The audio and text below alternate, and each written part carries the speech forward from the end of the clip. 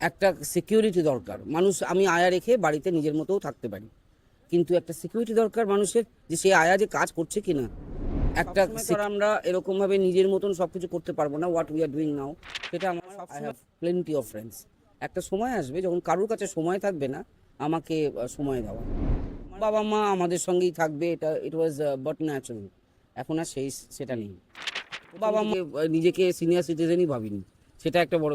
Though I am senior citizen, I am 60। তো আর আমরা যেহেতু বাঙালি, ব্যাঙ্গালোরে আর কতদিন থাকবো। আর জায়গাটারও ডেফিনেটলি, জায়গাটা একটা সিরিন অ্যাটমসফিয়ার, গুড মানে এনভায়রনমেন্ট, তারপরে গঙ্গা, দ্যাটস পয়েন্ট। আর it has a bright future, and এটাতে ডেফিনেটলি মানুষের ইনভেস্ট করা উচিত। আমি একদম ভেতর থেকে আই আই ফেল্ট